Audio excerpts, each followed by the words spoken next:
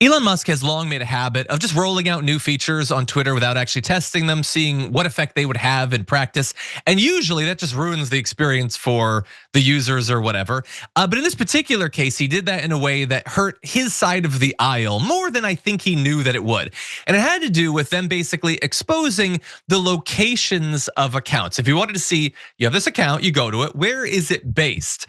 And it turns out a lot of the MAGA accounts that are very popular on Twitter are not a Make America Great Again.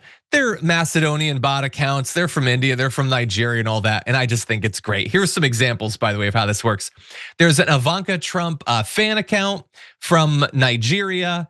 MAGA Nation is in Eastern Europe, non-EU, as if we needed to be told that. And by the way, you can be a big fan of Ivanka and be based in Nigeria. You can love America and be based in Eastern Europe, non-EU.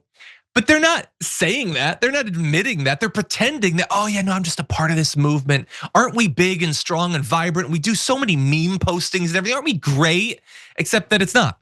They're either just cashing in and they're total outsiders to our political system, or they're not even people. It's bots and AI, and there's probably a combination of the two. You can see here Macedonia is very popular.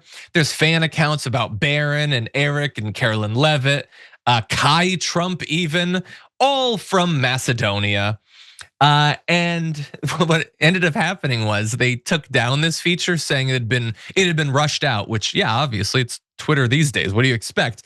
But a lot of people suspect that they took it down because it was revealing the game. It was revealing that these supposed accounts that like Donald Trump and also like Elon Musk are not actually what they seem to be. And they eventually put it back on, but now it's kind of obscuring the actual country. Maybe it'll give location data or it lets them change it. And so we've already seen examples of that.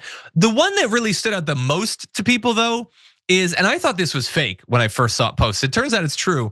DHS Gov, their Twitter account is based in Tel Aviv, which seems a little bit strange. And again, I thought it was fake. I looked it up, and the actual DHS Gov account even ended up posting this meme of Donald Trump looking scared or bewildered.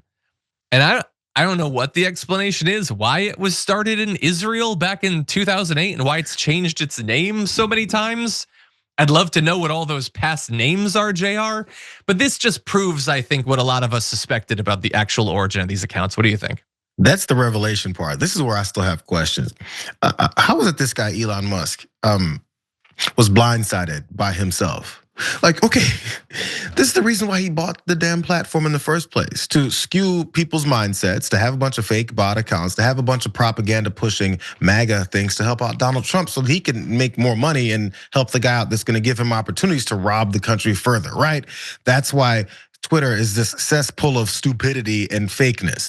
He didn't know that?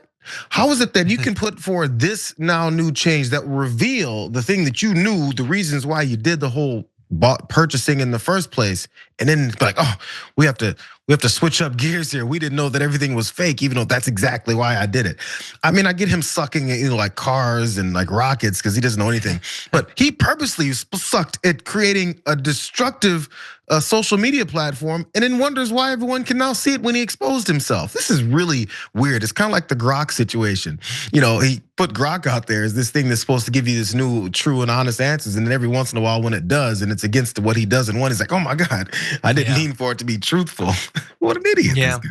Look, I think, and I'll close with this, I think that we can have too high of expectations for Elon Musk. At the end of the day, he is still one man. And the amount of training that it takes to maintain your position as the world's throat goat, like you can't then practice, all of your other platforms and everything. Like you gotta focus at some point, and clearly that's paid dividends for him.